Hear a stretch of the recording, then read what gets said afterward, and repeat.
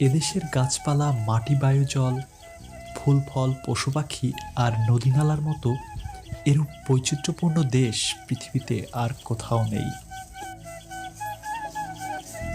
সৌন্দর্যের অপূর্ব লীলানিকেতন এদেশের চিরকাল মানুষকে আকৃষ্ট করেছে, ভাবুক করেছে, করেছে মোহিত।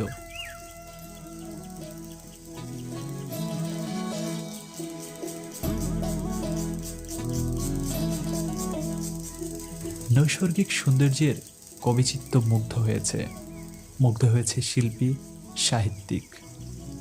আর তাই তো কবি কণ্ঠে শুনতে পাই, এমন দেশটি কোথাও খুঁজে পাবে না কো তুমি, সকল দেশের রানী সেজে আমার জন্মভূমি।